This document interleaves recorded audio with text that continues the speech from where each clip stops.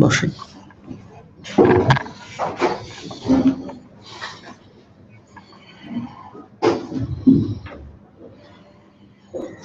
আচ্ছা sir, promissory স্টপের ধরেন 7টা point আছে যে ইউজার ইউজার রিলেশনশিপ, তারপরে আপনার অ্যাকুইজিশন অফ ফল্ট, সরি কিছু বলছেন আমরা জাস্ট মানে প্রমিসরি স্টপের আন্ডারে 7টা ইয়া আছে পয়েন্ট। ওই 7টা পয়েন্ট কি এক্সপ্লেইন করা লাগবে যখন আমি ইয়া করব? ডিপেন্ড করে যে কোন পয়েন্টসটা আপনার কোশ্চেনটা হিট করেছে। হ্যাঁ, তো জেনারেলি আপনাকে একবার তো সবগুলো পয়েন্টের কথা বলতেই হবে, তারপরে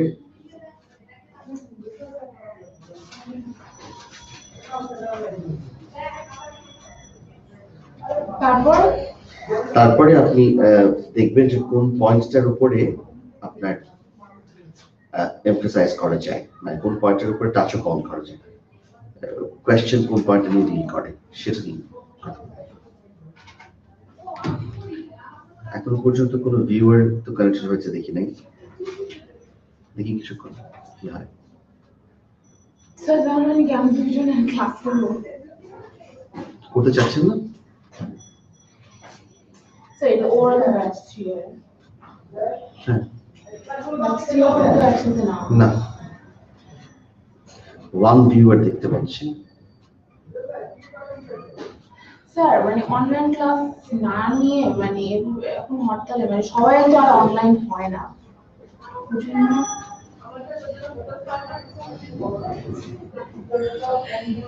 থ্রি ভিউয়ার্স দেখতে পাচ্ছি, পিপল।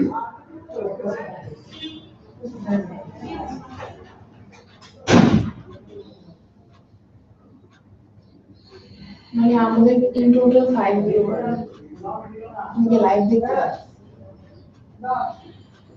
5 viewers.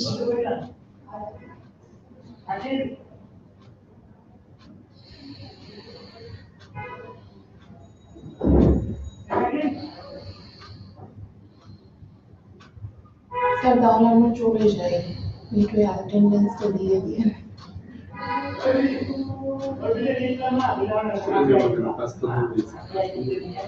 হ্যাঁ মানে আমি চাচ্ছিলাম আর কি গিয়ে অনলাইনে বসি, চলেই আসছে, আমরা অনলাইনে বলি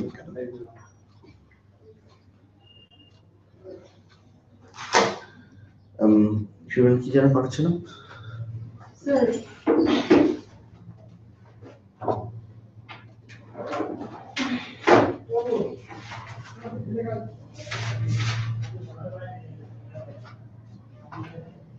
ডিফেন্স তো শেষ মনে হয় না স্যার, ডিউরেশন সেন্সিটিভ থ্রেড এগুলো।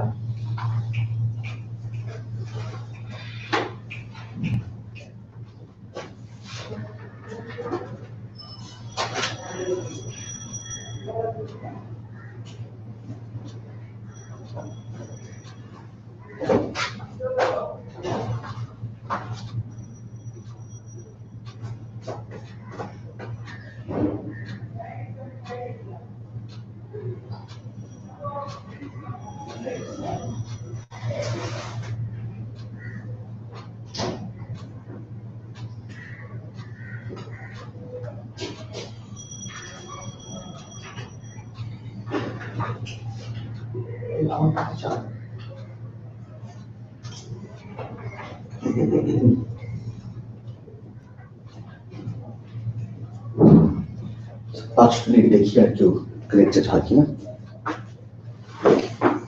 তাহলে কি ক্লাস ক্যান্সেল করে দিবেন? না, শুরু করো।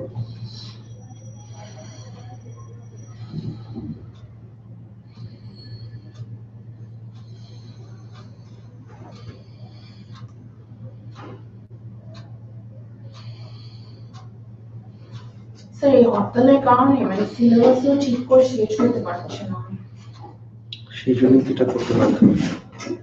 আচ্ছা অনলাইন ক্লাস কিন্তু মানে এফিশিয়েন্ট, এত এফিশিয়েন্ট না, কারণ ভিডিও কোয়ালিটি বাজে, তারপর অডিও মানে থেকে থেকে আসে, বুঝতে পারছি কি করবো বলেন, মানে পুরো স্টিল হয়ে যায়, তখন কি আর দেখবো, তাই না?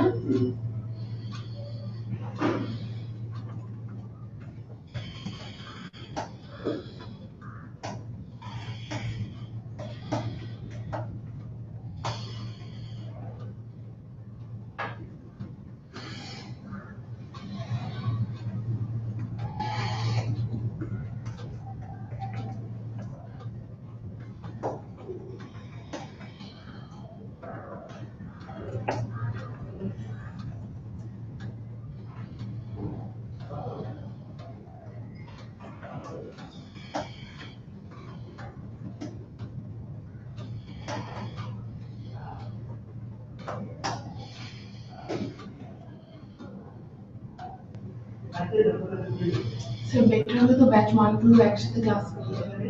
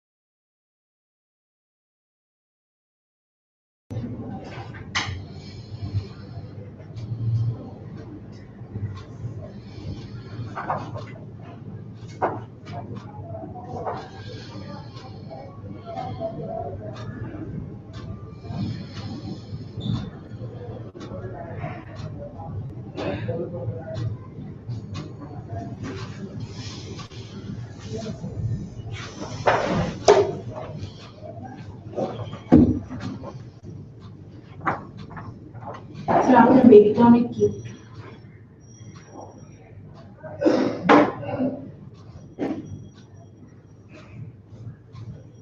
শুনেছেন কি? জি, thank you.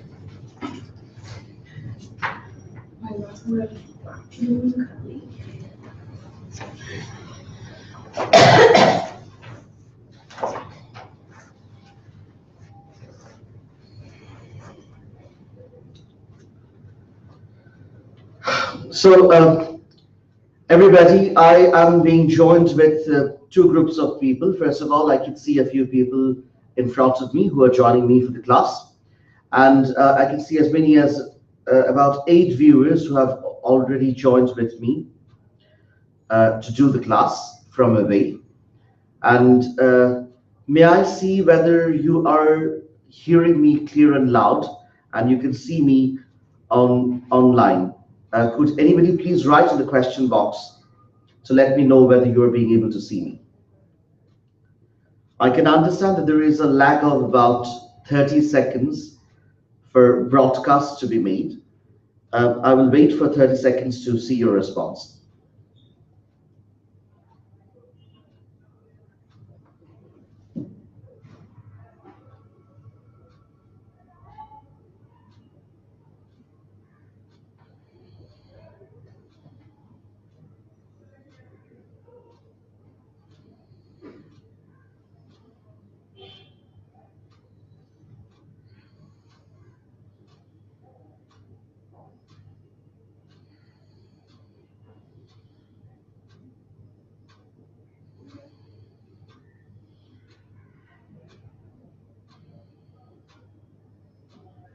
Well, if you are having difficulty in posting your questions in the question box, could you please use the Facebook page, Facebook group of yours to make the question or to respond to my questions?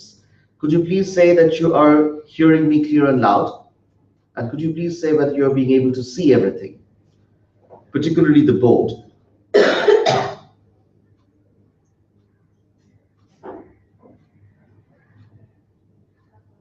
I can see one response here, Mr. Shahriar Sakif, thank you very much. Yes, sir, we can see and hear you quite well. So I think that should be the case with everybody. So we are starting here now. So we know that this is a class on general defenses. This is something that we have started quite a while ago. Now, as far as general defenses are concerned, you know that we will be dealing with 3 particular defenses. One is a private defense, which covers self-defense as well. The second is duress, and duress we have divided duress into two particular groups. One is duress by threats, the other is duress of circumstances. And thirdly, we are doing necessity as a defense. So we have already dealt with the private defense part, and we have seen what are the requirements in order for successfully obtaining a private defense as a defense. Now we will be looking into today duress by threats, which we have started in the last class, and we have given some of the requirements as was given in the case of Hassan, and we will be elaborating on those points today.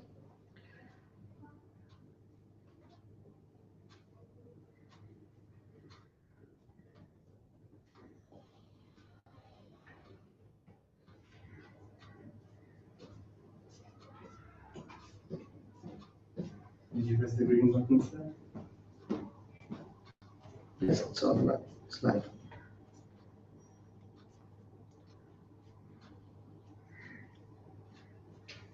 Yes, that's it. Sorry. So I have, yes, I am acknowledging the comments that people have made on the Facebook page, that they can see me and hear me clearly. And as advised, those of the viewers who have just recently joined, you can post your questions in the question box, and some of you may have difficulty in posting your questions on the box. Then please use the Facebook group of yours and leave the comment in the link, so that I can see that readily, I can get the notification, and I can try and answer your question as much as possible. Right, as far as duress by threats is concerned, you understand that duress by threats would ultimately be where somebody is threatening another person to do something which is offensive, or which is an offense which involves another victim. So X threatens Y to blackmail Z. This is where Y will be treated as the offender for blackmail, and Y may take a defense of duress, and Y can say that he wouldn't possibly have done that, he wouldn't actually have done that had he not been threatened by X. So his defense is duress by threat. Now the question is, this duress by threat is something that the court will always be a little suspicious about. Why? Because you know that as far as the justificatory defenses are concerned, you are always claiming that what you have done is right. Let's say private defense. What happens in private defense? You are saying in a private defense that had I not done this, or had I not committed this offense, then he would have committed another offense. So I did so in order to prevent an offense. I applied reasonable amount of force in order to prevent an offense from occurring. Or I applied reasonable amount of force in order for making sure that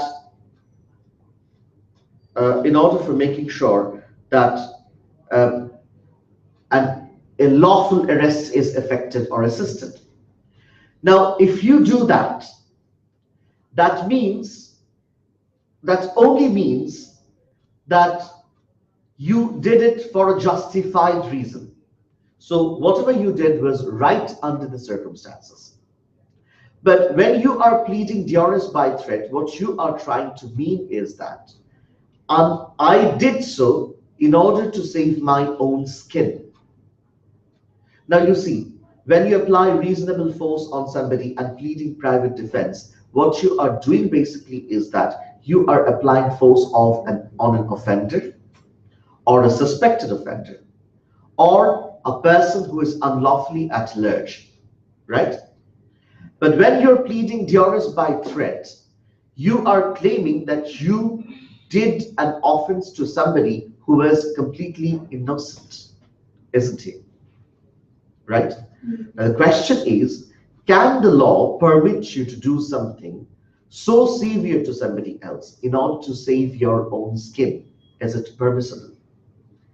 Yes, of course it is permissible, and that is why duress by threat is there in the criminal law defense. But you must remember that the cause because of which you are seeking to be excused is not really an extremely good cause to be excused.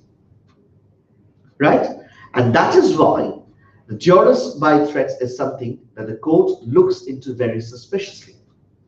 And since the court looks into it very suspiciously, the court will also make certain limitations as to its applicability, right? So the court will say that there are certain limitations that will be imposed upon this particular offense. And what would be the possible offenses, limitations that will be imposed upon it? You can understand the threat of danger must be of death or serious injury. That is one very important thing that Hassan has described. What does it say? It says that, well, you can avail the defense of duress, but there has to be a substantial threat that involves threat of death or personal injury. If it is a threat of an economic loss, right, or a loss of property, that is not going to be treated as a proper threat for the purposes of availing duress as a defense. So duress has to be a duress of threat, and threat must involve death or personal injury. Secondly, the threat must be directed against the defendant, his or her immediate family, or someone close to the defendant. This is something that's also very important. So it has to be directed towards the defendant himself, or to his immediate family, father, mother, brother, sister, spouse, etc., or someone really close to the defendant, somebody with whom the defendant is having a long-standing relationship.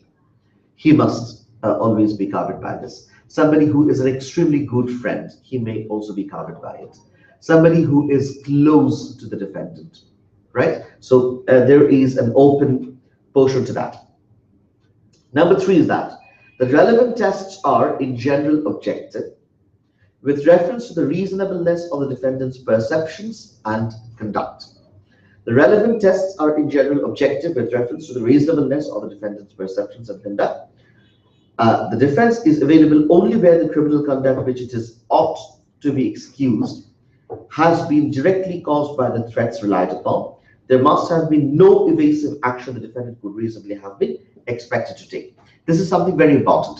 এখানে একটা important বা interesting কথা বলছে যে ডিফেন্ডেন্টের পক্ষে যদি কোনো ইভেসিভ action নেওয়ার সুযোগ থাকে তাহলে ডিফেন্ডেন্টকে সেই ইভেসিভ অ্যাকশনটা নিতে হবে, না নিয়ে থাকলে সে ডিউরেস অফ থ্রেট বা ডিউরেস বাই থ্রেটসটা এভেইল করতে পারবে না।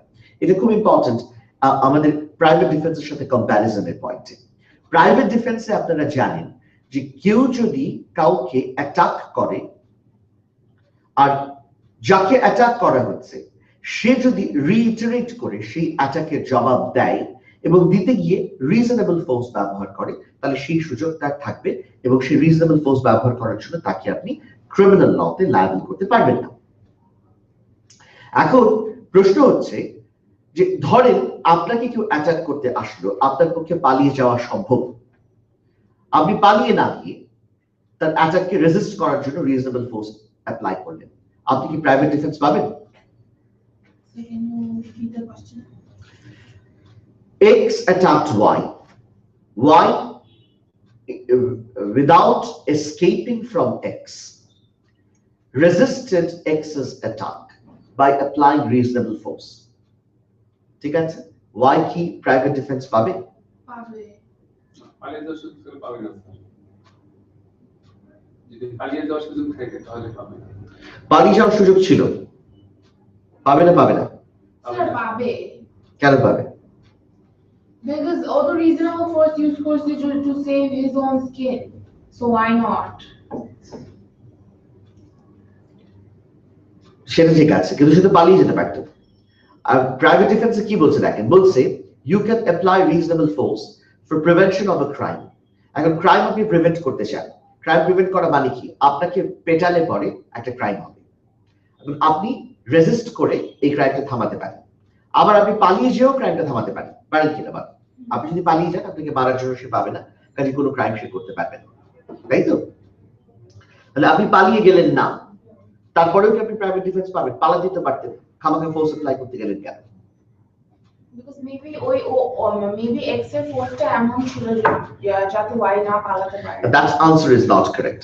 Basically you can still do that. I mean তারপরে তার মানে হলো যে আপনি তারপরেও প্রাইভেট ডিফেন্স পাবেন। কেন পাবেন? কারণ লতে একটা পয়েন্টে বলাই হচ্ছে, আপনি দেখবেন যে কেস সাইট করা আছে যে there is no duty to retreat, আপনাকে পালিয়ে যেতে হবে এটা কোনো রিকোয়ারমেন্ট না। কাজে আপনি কাপুরুষের মতো পালাবেন কেন? আপনি সামনে থেকে ফাইট করেছেন, সেটা হতেই পারে। সুতরাং আপনাকে কেউ অ্যাটাক করতে আসলে আপনি যদি তাকে রেজিস্ট করেন পালিয়ে না গিয়ে, পালিয়ে যাওয়ার সুযোগ থাকা সত্ত্বেও, তাহলে আপনার এই অ্যাপ্লিকেশন অফ রিজনেবল ফোর্সকে আমরা কন্ডোন করে দিব, বা ক্রিমিনাল ল আপনাকে কন্ডোন করে দিবে। That is correct. কিন্তু এর সাথে ডিওরেস এর একটা পার্থক্য আছে। Private defence is justified, duress is not. Duress is unjustified but excusable. বুঝতে পারছি? যে কাজটা আপনি করেছেন সেটা ঠিক করেননি, অন্য কারোর উপরে আপনি ফোর্স অ্যাপ্লাই করেছেন ডিওরেস এর সার্কামস্ট্যান্সেসে। একজন আপনাকে থ্রেট করলো, তার জন্য আপনি একটা ইনোসেন্ট লোককে পেটাবেন? সেটা কি আপনার করা উচিত? উত্তর হচ্ছে না, করা উচিত না। কিন্তু আপনি বলছেন যে দেখো সবার পক্ষে সিনেমার হিরো হওয়া সম্ভব না, সুতরাং আমি যেটা করেছি অন্য 10টা সাধারণ মানুষ থাকলে তাই করতো, আমার এছাড়া উপায় ছিল না। সুতরাং অবজেক্টিভ তো বটেই, সেই পয়েন্টটা আমি বলছি না। আমি যেটা বলছি সেটা হলো যে ডিওরেস যখন আপনি প্লিড করছেন তখন কোর্ট বলবে এই জায়গায় তুমি পালিয়ে গেলে না কেন, যদি পালিয়ে যাওয়ার সুযোগ থাকে। আমি বোঝাতে পারছি কথাটা? প্রাইভেট ডিফেন্সের ক্ষেত্রে আপনি যখন ফোর্স ব্যবহার করছেন আপনি জোরের সাথে করছেন, কেননা এই ফোর্স ব্যবহার করাটাই আপনার উচিত। কিন্তু ডিওরেসে যখন আপনি কারো উপরে ফোর্স ব্যবহার করলেন অথবা অন্য কাউকে বিপদগ্রস্ত করলেন, অন্য কারো ইনোসেন্ট পার্টির এগেইনস্ট একটা ক্রাইম করলেন, সেই সময় এই কাজটা করা আপনার অনুচিত, যতই আপনার পেছনে থ্রেট থাকুক না কেন। করেছেন কেন? নিজের গা বাঁচাতে। কিন্তু গা বাঁচানোর যদি অন্য কোনো উপায় থাকতো তারপরেও কি আপনাকে ফোর্সটা অ্যাপ্লাই করাটা এক্সকিউজ করা যেতে পারে? বুঝতে পারছেন আমি কি বলছি? আপনি আরেকজন ইনোসেন্ট লোকের উপরে অ্যাটাক করেছেন, অ্যাটাক করে বলেছেন আমাকে থ্রেট করা হয়েছে, আমার অ্যাটাক না করে কোনো উপায় ছিল না। যতই আপনাকে কেউ থ্রেট করুক তারপরেও আপনার এই কাজটা উচিত হয়নি। It's not right, it's not justified, is it? Is it? It is not. But আমি বা ল আপনাকে ক্ষমা করে দিচ্ছে। কেন করে দিচ্ছে? বিকজ যেটা আপনি করেছেন সেটা হয়তো উচিত না, কিন্তু এত উচিত কাজ সবসময় সব মানুষের পক্ষে করা সম্ভব হয় না, রাইট? আচ্ছা, কিন্তু ক্ষমা করে দিচ্ছে কেন? কেননা আপনার নিজেকে বাঁচানো দরকার ছিল, তাই, এবং নিজেকে বাঁচাতে গিয়ে আপনি বাধ্য হয়েছেন, তাই। কিন্তু যদি দেখা যায় যে নিজেকে বাঁচাতে আপনি অন্য একটা কাজ করতে পারতেন, কি পালিয়ে যেতে পারতেন। বুঝতে পারছেন? পালিয়ে যেতে পারতেন, পালিয়ে না গিয়ে আপনাকে যা থ্রেট করা হয়েছে সেটা আপনি করেছেন। এখন the question is, সেক্ষেত্রেও কি আপনি ডিওরেস ক্লেম করতে পারেন যদি আপনি পালিয়ে সুযোগ দেওয়ার সুযোগ থাকে এবং সেটা আপনি অ্যাভেইল না করেন? The answer is no. কোন ইভেসিভ অ্যাকশন যদি আপনার নেওয়ার সুযোগ থাকে সেই ইভেসিভ অ্যাকশন আপনাকে নিতে হবে, otherwise it will not B appropriate. Yes, ball. Sir, what if like ধরেন ডিপেন্ডেন্ট ভিকটিমকে মারতে আসলো and then victim পালানোর সুযোগ ছিল, বাট মানে he didn't know that what he has to do at that point, তো তখন মার্ডার করে ফেললো ওকে, তখন কি হবে? আবার বলেন। ভিকটিম মনে করে মানে ধরেন এক্স হচ্ছে ডিপেন্ডেন্ট, ওয়াই হচ্ছে ভিকটিম। এক্স ওয়াই কে মারতে আসলো and Y didn't know at that point that what he has to do, ঠিক আছে? and then মানে he didn't have any control over his actions, তখন সে কিছু না বুঝে সে মার্ডার করে ফেললো। এটা কি প্রাইভেট ডিফেন্সের কথা বলছেন, ডিওরেসের কথা বলছেন? আমি ডিওরেসের কথা বলছি। এখানে থ্রেটটা কোথায়? মারতে আসছে। কাকে কাকে মারতে আসছে? মানে এক্স ওয়াই কে মারতে আসছে। আর ওয়াই কি করলো? ওয়াই কিছু না বুঝে আপনার এক্স কে মার্ডার করে ফেললো। সেটা প্রাইভেট ডিফেন্স, সেখানে ডিওরেস কোথায়? ডিওরেস কোথায়? ডিওরেস তো হচ্ছে থ্রেট তো ছিল, তাই না? থ্রেট তো ছিল। কি থ্রেট ছিল? ডিওরেস অফ থ্রেট। থ্রেট মানে কি? থ্রেট, ডিওরেস বাই থ্রেট হচ্ছে এক্স ওয়াই কে বলছে তুমি যদি জেড কে ব্ল্যাকমেইল না করো তাহলে আমি তোমাকে মারবো। আচ্ছা আচ্ছা, sorry. That is duress by threat. কাজে এখানে ডিওরেস নাই। এটা হচ্ছে প্রাইভেট ডিফেন্সের কেস, এখানে অবশ্যই সেটা করতে পারবে। আরেকটা পয়েন্ট হচ্ছে the defendant must not voluntarily have laid themselves open to the jurors relied upon. তাই ডিফেন্ডেন্টের এমন কিছু করা উচিত না যাতে করে মনে হতে পারে যে সে নিজেই নিজেকে জুরিস এর কাছে সাবমিট করেছে, নিজেই এমন একটা সিচুয়েশন তৈরি করেছে যাতে সে জুরিস এর মধ্যে গিয়ে পড়ে। এই সার্কামস্ট্যান্সেসেও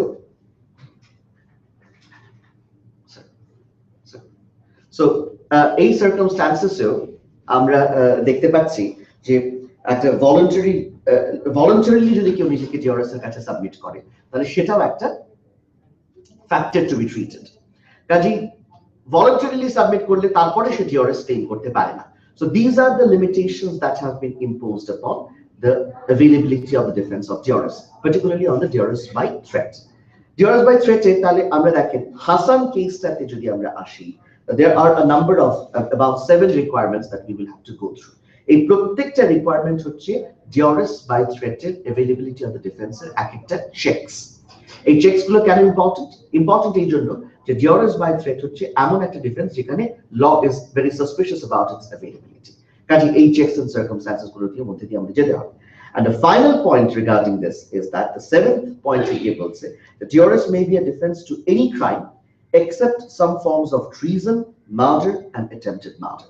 ঠিক আছে, ট্রিজন যদি রাষ্ট্রদ্রোহের ব্যাপার থাকে তাহলে বা দেশদ্রোহের ব্যাপার থাকে তাহলে সেক্ষেত্রে কোর্ট জুরিস বাই থ্রেট কে আমলে নেয় না। অর্থাৎ এক্স ওয়াই কে থ্রেটেন করলো যে তুমি রাষ্ট্রের বিরুদ্ধে কাজ করবে, এই ক্ষেত্রে duress by threat will not be available as defence.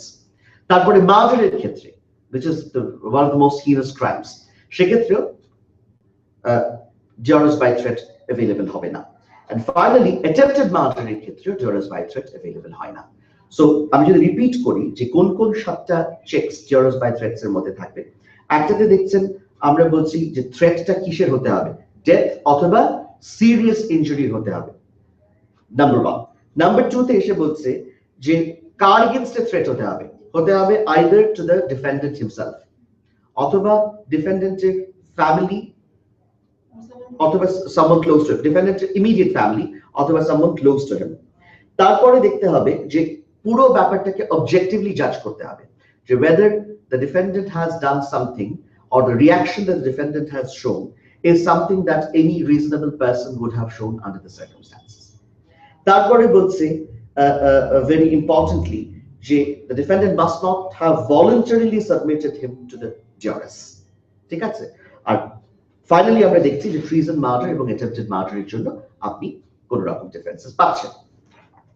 So these are the factors that you will have to go through thoroughly while dealing with a particular circumstances যে যেখানে jurors of threat available হবে কিনা সেটা দেখা যাচ্ছে। আচ্ছা, let us come to the jurors of circumstances point। এখানে একটা জিনিস এক্সপ্লেইন করার দরকার আছে আপনাদের।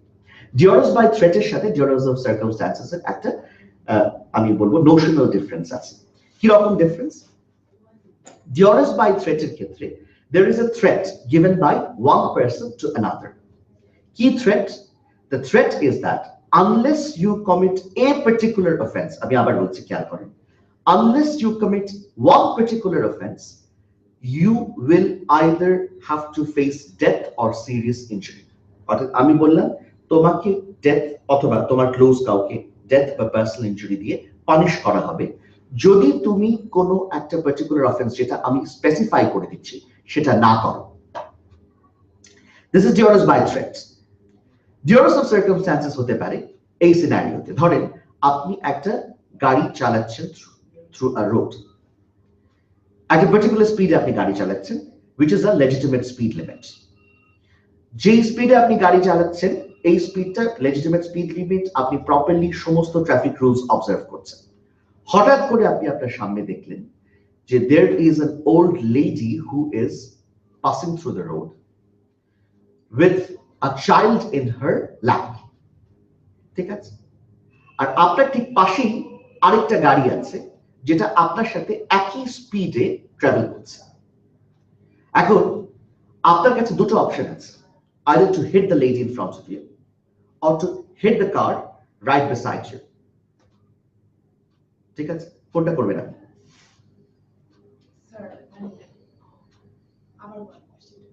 আপনি একটা গাড়ি চালাচ্ছেন through a road, legitimate speed limit, সমস্ত ট্রাফিক রুলস অবজার্ভ করে যাচ্ছেন। হঠাৎ করে আপনার গাড়ির সামনে একটা old lady with a child, আপনার পাশে আরেকটা গাড়ি আসছে, সেই গাড়িটা আপনার সাথে একই স্পিডে ট্রাভেল করছে।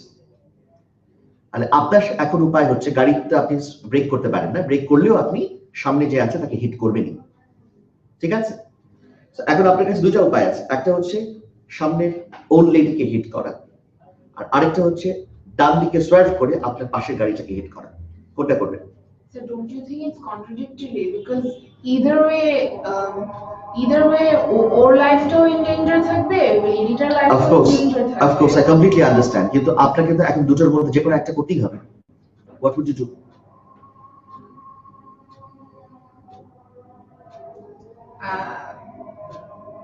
Sir, I guess I'll hit the car. Why? Because ওখানে ড্যামেজ কম হবে তাই। কিরকম ড্যামেজ কম হবে? কম হবে। How do you say কম হবে সেটা বল, explain.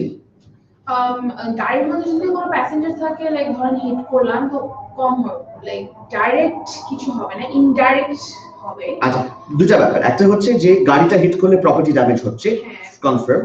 আর যদি সামনের মহিলাটাকে হিট করেন তাহলে দুটো life will be severely endangered. আচ্ছা, গাড়ির মধ্যে যদি প্যাসেঞ্জার থাকে সে ইনজিওর্ড হতেও পারে, নাও হতে পারে, এবং হলেও পরিমাণে কম হবে যতটা না সামনের লেডিটা হবে, রাইট? তাহলে আপনি যে ক্যালকুলেশনটা করলেন, এই ক্যালকুলেশনটা কিসের বেসিসে করছেন? আপনি দেখছেন যে দুটো খারাপ ঘটনার মধ্যে যে কোনো একটা আপনাকে বেছে নিতে হবে, এবং যেটাতে ক্ষতি কম হবে সেটাকে আপনি বেছে নিয়েছেন, রাইট? ঠিক আছে, বুঝতে পারছি? So this is what duress of circumstances. আপনাকে যদি এখন আপনি ধরুন গাড়িটাকে হিট করলেন, আপনাকে যদি ক্রিমিনাল ড্যামেজে চার্জ করা হয়, তাহলে আপনি একটা ডিফেন্স নিতে যাচ্ছেন। কি ডিফেন্স? যদি আমি গাড়িটাকে হিট না করতাম তাহলে আমাকে মহিলাটাকে হিট করতে হতো, তাহলে that would have caused bigger damages, ঠিক আছে, বিগার লস। সেটাকে বাঁচানোর জন্য আমি গাড়িটাকে হিট করতে বাধ্য হয়েছি। This is what duress of circumstances. এখানে আমাকে বলেন, is there a threat given by somebody to you? Is there a threat? Is there a threat? কেউ কি আপনাকে বলেছে গাড়িটাকে হিট করো নাহলে মারবো? No, there was no threat. So এখানে আপনি একটা যে কম্পালশন ফিল করলেন গাড়িটাকে হিট করার, এই কম্পালশনটা কোনো থ্রেট থেকে আসে নাই, কেউ আপনাকে জোর করে নাই, থ্রেটেন করে নাই। এই কম্পালশনটা এসছে সার্কামস্ট্যান্সেস থেকে। এমন একটা সিচুয়েশনের মধ্যে আপনি নিজেকে হঠাৎ আবিষ্কার করেছেন, যে সিচুয়েশন থেকে আপনার কোনো উপায় নাই দুটো খারাপ ঘটনার মধ্যে একটাকে বেছে নেওয়া ছাড়া, এবং যেটা কম খারাপ সেটাকে আপনি বেছে নিতে বাধ্য হয়েছেন। So first of all, why did you hit the car? You hit the car because of the circumstances. You hit the car because of the feeling of compulsion within you, which has arisen out of the existence of certain circumstances. এজন্য এটাকে আমরা বলছি duress of circumstances, ঠিক আছে? আচ্ছা, এখন যেটা important regarding duress of circumstances সেটা হলো, duress of circumstances has a very close connection with the defense of necessity. Defense of necessity. এখন আমি defense of necessity পয়েন্টে এইভাবে আসি। নেসেসিটি ইস্যুটা কি? what is the defense of necessity? Necessity ডিফেন্সটা হলো এমন এক ধরনের ডিফেন্স যেখানে আপনি কোনো একটা ক্রাইম করার পরে দাবি করছেন যে এই ক্রাইমটা করাটা নেসেসারি ছিল। কোন সার্কামস্ট্যান্সেসে আপনি দাবি করতে পারেন? ধরেন আমি একটা এক্সাম্পল দিয়ে বলছি, x is holding a gun pointed towards y. তাহলে x y এর মাথায় একটা গান ধরে রেখেছে, and you can see that x is about to shoot y. আপনি কি করলেন? আপনি যখনই x ট্রিগারে চাপ দিবে তখনই y মানে ভিকটিমকে জোরে ধাক্কা দিয়ে মাটিতে ফেলে দিন, so that even if x shoots that misses y. তাহলে এখন ধর দেখেন y কে আপনি মাটিতে ফেলে দিলেন, y মাটিতে পড়লো, ইনজিওর্ড হলো। আচ্ছা, এখন আমি যদি আপনাকে চার্জ করি, প্রথম কথা, আপনি x এর উপরে ফোর্স অ্যাপ্লাই করেছেন, ফোর্স অ্যাপ্লাই করার আগে x apprehended application of unlawful personal violence, সুতরাং এর জন্য টেকনিক্যাল অ্যাসল্ট। তারপরে আপনি অ্যাসল্ট করলেন, গায়ে গিয়ে তার লাগলো, সুতরাং আপনি ব্যাটারি করলেন। থার্ড, সে মাটিতে পড়ে গেল, সে ব্যথা পেল, ইনজিওর্ড হলো। এবং ইনজিওর্ড হলে অন্তত এবিএইচ বা জিবিএইচ কিছু একটা হয়েছে, আপ টু সেকশন 20 পর্যন্ত আপনার লায়াবিলিটি এক্সটেন্ডেড হতে পারে, তাই তো? এখন আপনি বললেন আমি যদি এক্স কে পুশ না করতাম তাহলে ওয়াই, সরি, আমি যদি ওয়াই কে পুশ না করতাম তাহলে এক্স ওয়াই কে গুলি করতো, আর ওয়াই আইদার ব্যাডলি ইনজিওর্ড হতো, যা হয়েছে তার চেয়ে বেশি, অথবা সে মারা যেত, right? So I did it because of necessity, তাই তো? Because of necessity. What type of A necessity is that? আমি যেটা করেছি সেটা একটা ক্রাইম বা সেটা খারাপ, আর আমি যদি এটা না করতাম তাহলে ও মারা যেত, সেটা হতো আরো খারাপ। So I chose between two evils, তাই না? Right? A good and a bad one. Not a good and a bad one. A bad and a worse one. ঠিক আছে, আমি কোনটা নিব? Definitely the bad one. The bad one. ঠিক আছে, কারণ আমি ক্ষতি কম করার চেষ্টা করেছি। I chose between two evils. I chose the lesser evil, and that is basically what is the essence of the defense of necessity. এখন আপনারা একটা ইন্টারেস্টিং ব্যাপার দেখবেন, ওই যে আমরা যখন duress of circumstances K refer করছি, duress of circumstances এক্সাম্পলটা কি ছিল? You remember, duress of circumstances এ আপনি গাড়িটাকে হিট করেছিলেন মহিলাটাকে বাঁচিয়ে। এই যে আপনি গাড়িটাকে হিট করলেন, মহিলাকে বাঁচিয়ে দিলেন, what was your logic behind that? মানে মহিলাটাকে হিট না করে আমি গাড়িটাকে হিট করেছি। আপনি বলছেন যে আমি এমন একটা সার্কামস্ট্যান্স, duress of circumstances যখন বলছি, আমি এমন একটা সার্কামস্ট্যান্সেস এর মধ্যে দিয়ে যাচ্ছিলাম যে I was compelled to hit the car. এটা হচ্ছে duress of circumstances. একটু যদি অন্যভাবে দেখি, আমি যদি গাড়িটাকে হিট না করতাম আমার মহিলাকে হিট করতে হতো। To see it. ঠিক আছে? So you're going to go with the lesser evil. Yes. যখনই আমি lesser evil এ যাচ্ছি তখন খেয়াল করেন এটাকে আমি কি বলবো? It is a defense of necessity. ঠিক আছে? তাহলে একটা পার্সপেক্টিভ থেকে দেখছি যে আমাকে বেছে নিতে হয়েছে, করতে হয়েছে এমন একটা কাজ, যেই কাজটা is what? That thing, what you did was among the lesser evil and the একটা পার্সপেক্টিভ থেকে দেখি, একটা পার্সপেক্টিভ থেকে যে কাজটা আমি করেছি, মানে I hit the car, that was under compulsion. Where did the compulsion come? The compulsion came from my sense of duress of circumstances. পরিস্থিতিটা এমন ছিল, এটা না করে কোনো উপায় ছিল না, duress of circumstances. আর অন্য দিক থেকে যদি দেখি, দুটো খারাপ ঘটনা করতে হতে পারে, লেডিটাকে হিট করা, গাড়িটাকে হিট করা। গাড়িটাকে হিট করেছি, লেডিটাকে বাঁচিয়ে। তার মানে I chose between two evils, the lesser evil. প্রথম আন্ডারস্ট্যান্ডিংটা হচ্ছে duress of circumstances এর, পরের আন্ডারস্ট্যান্ডিংটা হচ্ছে defense of necessity। দুটোর মধ্যে ডিফারেন্স বুঝতে পারছেন? রাইট? ঠিক আছে, ডিফেন্স অফ নেসেসিটি এবং duress of circumstances এই কারণে অনেকগুলো গ্রাউন্ডে ওভারল্যাপ করে। ঠিক আছে, আমরা যেমন আরেকটা ফ্যাক্টর দেখব, নেসেসিটি কোথাও কোথাও আমরা বলি we plead necessity as an excuse, আবার কোথাও কোথাও we plead necessity as a justification। এটা কি রকম হতে পারে? ধরেন আমি একটা এক্সাম্পল দিই আপনাদেরকে।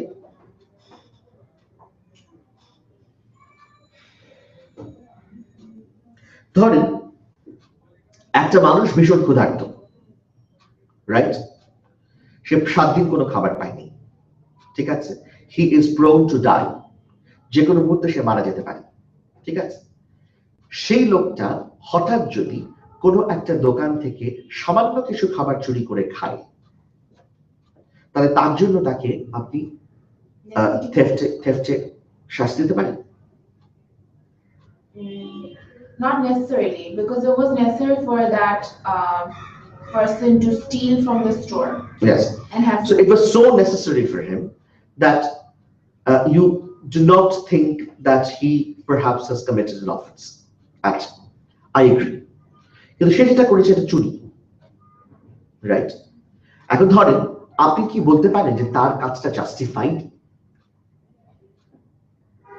জাস্টিফাইড মানে রাইট, এটা কি বলতে পারেন? দেখেন আমি দুটো ব্যাপার বলি। আপনি বলছেন ঠিক আছে তুমি যেটা করেছো সেটা অন্যায়, কিন্তু তুমি যে সার্কামস্ট্যান্সেসে করেছো এই কারণে তোমাকে মাফ করে দেয়া যায়, দিস ইজ ওয়ান থিং। আর আপনি বলছেন তুমি যা করেছো ঠিকই করেছো, দুটোর মধ্যে আকাশ পাতাল পার্থক্য আছে। একটা হচ্ছে তোমার অ্যাকশনটা খারাপ কিন্তু অ্যাকসেপ্টেবল, তোমার অ্যাকশনটা খারাপ কিন্তু আমরা মেনে নিচ্ছি। আরেকটা হচ্ছে তুমি যা করেছো সেটা ঠিক, তুমি বাহবা পাওয়ার যোগ্যতা রাখো। দুটো কি একই কথা? না। সো প্রথমটাতে আমরা তোমাকে এক্সকিউজ করছি, পরেরটাতে বলছি যে তুমি যা করেছো তা ঠিক বা কারেক্ট বা জাস্টিফাইড, দুটোর মধ্যে আকাশ পাতাল পার্থক্য আছে। সো এই জাস্টিফিকেশনের পয়েন্টে যখন আমরা যাব তখন দেখবো যে নেসেসিটি কোথাও কোথাও এক্সকিউজ হিসেবে কাজ করে, কোথাও কোথাও জাস্টিফিকেশন হিসেবে কাজ করে। যেমন ধরেন ক্ষুধার্ত অবস্থায় কেউ একটা জিনিস চুরি করে ফেলেছে, সে এমন একটা সার্কামস্ট্যান্স ছিল তখন তার জীবন বাঁচাতে এছাড়া আর অন্য কোনো উপায় ছিল না, তখন তার অ্যাকশনটাকে আমরা এক্সকিউজ করে দিচ্ছি, ফাইন। কিন্তু কোনো কোনো সার্কামস্ট্যান্সেসে একজনের কাজটা একটা অফেন্স করাটা জাস্টিফাইড হতে পারে। যেমন ধরেন এক ডক্টর একটা পেশেন্টকে অপারেট করছে, আর অপারেট করার সময় ডক্টর দেখলো যে ধরেন it's a delivery of a mother, তো বাবা মাকে আর বাচ্চাকে দুজনকে একসাথে বাঁচানো যাবে না, রাইট? দুজনের মধ্যে যে কোনো একজনকে বাঁচানো সম্ভব, ঠিক আছে? সো ডক্টর যদি কোনো স্টেপ না নেয় তাহলে দুজনই মারা যাবে, আর যদি কোনো স্টেপ নাই তাহলে নিশ্চিতভাবে একজন মারা যাবে আরেকজন বাঁচবে। Do you see the point? So is it better to save 2 lives or let 2 lives, at least 1 life, or to let 2 lives get extinguished? Which one is better? Sir, I guess একটা life বাঁচা better than দুইটা life মরে যাওয়াটা। Exactly. মানে আমি যদি এখন কিছুই না করি, ধরেন আমি কোন রকম ইন্টারভেনশন করলাম না, কোন রকম কাটাছেঁড়া করলাম না, ইন্টারভেনশন করলাম না, দুজনই শিওরলি মারা যাবে। আর আমি যদি ইন্টারভেনশন করে আমি জানি বাচ্চাটা মারা যাবে কিন্তু মা বেঁচে থাকবে, আমি কোনটা করব? Definitely, like you should save the mother. Yes, আমি মাকে সেভ করলাম, সেটা না করে দেখেন আপনি এভাবেও দেখতে পারেন যে আমি বাচ্চাটাকে খুন করলাম, দেখতে পারেন না? কারণ আমি যেটা করেছি সেটা করলে আমি নিশ্চিত জানতাম যে বাচ্চাটা মারা যাবে। তার মানে কি? I knew it as a virtually certain consequence of my action.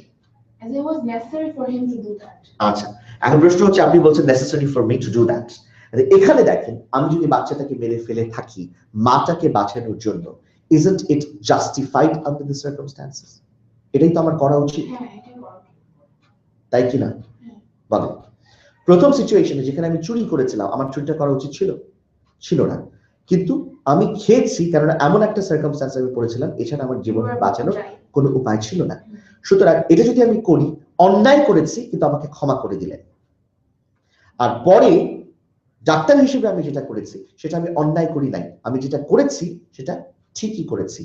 I did something which is justified.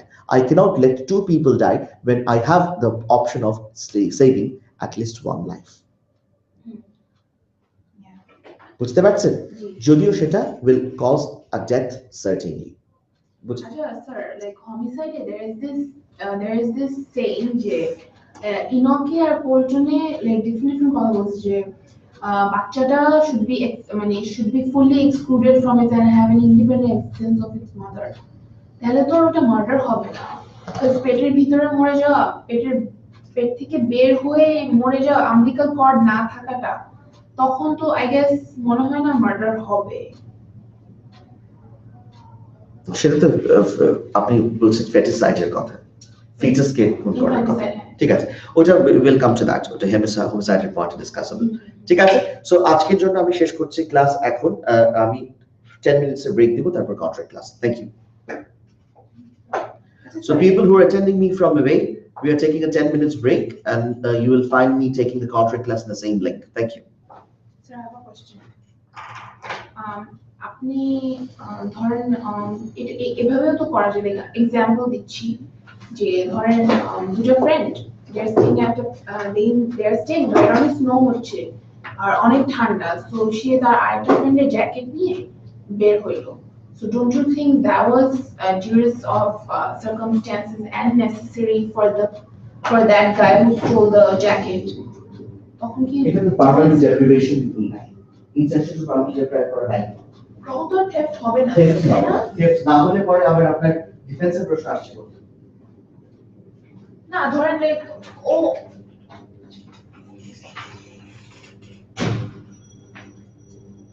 চলে যাচ্ছে জিয়া, চলে যাই। ও আপনি তো কন্ট্যাক্ট নাই। এই এক্সেলেন্ট এ আসলেই তো ভালো হয়। কম্পিউটেশন না ভালো হচ্ছে, এরকম নর্মাল ক্লাস করার থেকে বেটার। মানে এভাবে মানে কেউ নাই, আমি আর আপনি খালি সবাই আসলেই তো ভালো হয়। সবার যে মন থাকে না। এই এগুলো কি কি শেষ করছো? কম্পিউটার করতে শেষ করে সলভিং কিছু স্টার্ট করে নেই এখন। ও জিয়া করে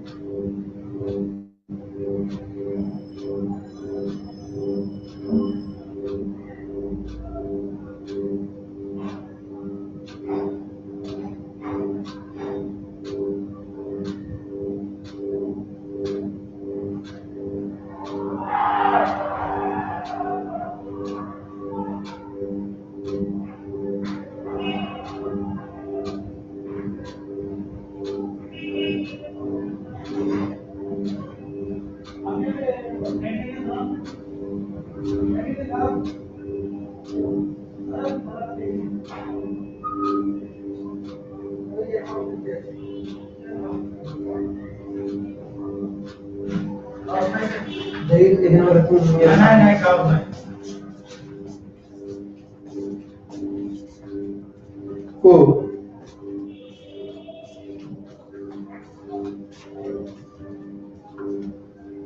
কোনো কাজ দিতে নাই না কি হাসান হাসান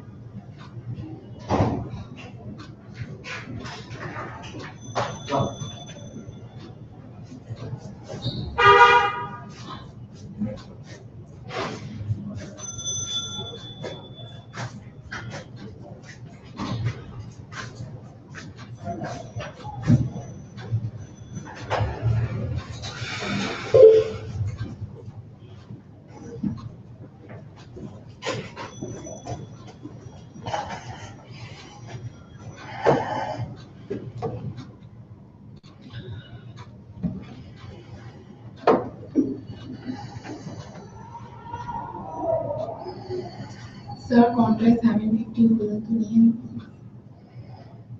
নিব কেন বেশি নিব না কম নিব মানে বললাম যে 715 পর্যন্ত রাখবেন 45 মিনিটস তো 720 পর্যন্ত লাগবে আচ্ছা না তাহলে 720 নেন 15 বলে দিই তো 7 করে দিলাম জানি না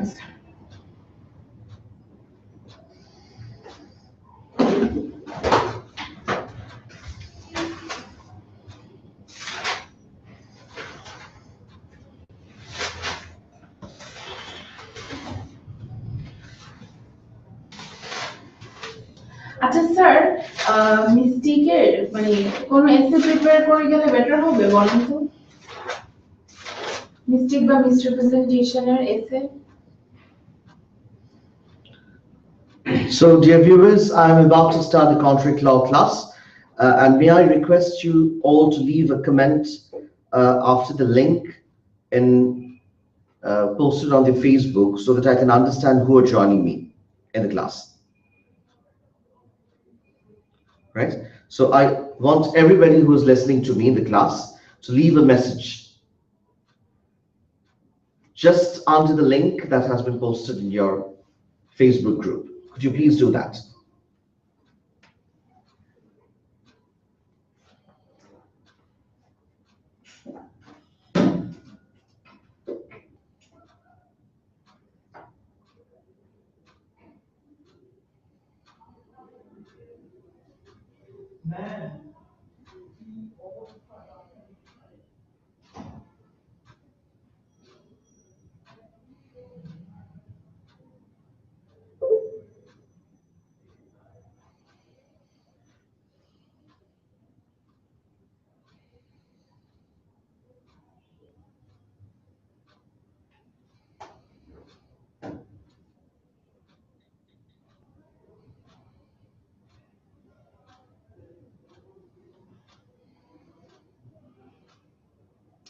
I can see Tajrian and Onupama Joita Joy attending the class.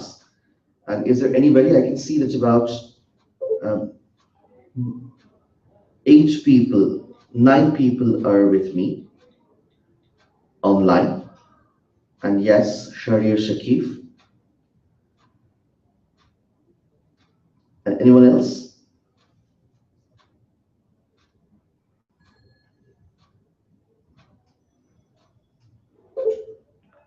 Ramanuj Devnath is also attending.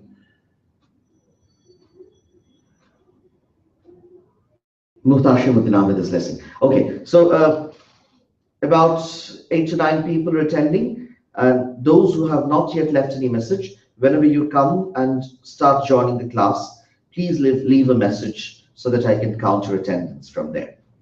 Now, as far as our class is concerned, you know that we have started in the last class a brief discussion on the contractual remedies for breach of contract. Remedies for breach of contract is something that we were looking into. Now, let me just summarize what we have done so far as this particular chapter is concerned. You understand that as far as remedies for breach of contract are concerned, there are 2 types of remedies that you can come across. One is the common law remedy, the other is the equitable remedy. Now, as I told you in the first situation, that the difference between common law remedy and, I'm sorry, before I go to the difference, I briefly told you about the fact that the contractual remedies will be different from the remedies available for misrepresentation, not just in the form, but also in the context. Why? Because contractual remedies are contractual in the sense that they come with the doctrine of contract. However, The misrepresentation remedies are based on the law of tort. So there are different considerations of compensation, different consideration of remedies, and by nature, these two types of offenses are quite different. These two types of defenses are quite different. Uh, Remedies are quite different. Now, as far as contractual remedies are concerned, we will find two types of damage remedies: one, common law, and the other, equitable. Common law remedy is the only common law remedy available, is basically damages. Damages are a monetary form of compensation, as you can all understand. However, if we look into the other types of remedies, such as equitable remedies, we will come across specific performance, injunction, etc., and other types of remedies. Now, equitable, yes, equitable remedies can be of various types, the most common of which are specific performance and injunction. And you can understand the nature of them. Specific performance means do as the contract says, whereas injunction means an order of the court restraining one party of the contract to do something which would otherwise amount to a breach of contract. Now, there are particular backgrounds of these two types of remedies. You know that the common law remedy has come from the common law, the understanding of the common law, but equitable remedies have arisen out of a different context. How the court of equity was established, what was the purpose of equity, and how the equity made sure that in every single time where the common law fails to provide fairness, the equity intervenes and tries to provide justice and fairness. So we have discussed all these. Now, we have also discussed the point that though common law remedy are available for a breach of contract as of your right, availability of equitable remedies are not so easy. In order to avail an equitable remedy, you must prove before the court that you have met certain criteria. And even if you meet certain criteria, the availability of the equitable remedy will still be at the discretion of the court. Now, what are the requirements that you need to comply with before you try to obtain an equitable remedy is particularly interesting. The first point with regards to availability of equitable remedy is that you must ensure that the common law will fail to ensure what? The common law will fail to ensure justice and fairness. Common law যখন fairness ensure করতে fail করে, ঠিক তখনই equity intervene করে। এটা equityর একটা common understanding। তাহলে আপনাকে দেখাতে হবে যে কমন ল ড্যামেজ রেমেডিজ, যেটাকে কিনা আমরা ড্যামেজেস বলছি, সেটা আপনার জন্য একটা ইনঅ্যাডিকুয়েট রেমেডি হয়। যদি সেটা দেখাতে না পারেন, তাহলে আপনি কিছুতেই স্পেসিফিক পারফরম্যান্স চাইতে পারেন না। যেমন আমি আপনাকে লাস্ট ক্লাসে বলেছিলাম যে আপনাকে যদি ড্যামেজেস দেওয়া হয়, সেটা যদি আপনার অ্যাডিকুয়েট রেমেডি হয়, তাহলে কখনোই আপনাকে কোর্ট স্পেসিফিক পারফরম্যান্সের মতো একটা রেমেডি দেবে না। ধরেন আমি আপনাকে বলেছি I will sell you my car, এখন আমার যে গাড়িটা সেটা আপনাকে আমি একটা পার্টিকুলার টাকায় দেবো বলে প্রমিস করেছি। ওরকম একটা গাড়ি কিনতে গেলে আপনার এর চাইতে $1000 বেশি লাগে। তাহলে আমি যদি এখন গাড়িটা আপনাকে না বিক্রি করি, আপনি আপনার পকেটে যে টাকা আমাকে দেওয়ার কথা ছিল তার সাথে আরো $1000 অ্যাড করে আপনি এই গাড়িটা মার্কেট থেকে কিনতে পারেন। কাজে আমি যদি আপনাকে $1000 ড্যামেজেস বা কম্পেনসেশন দিয়ে দিই, তাহলে পরে you will be able to get it from elsewhere. কাজে $1000 আপনাকে ড্যামেজেস পে করা হলে that will be an adequate remedy for you.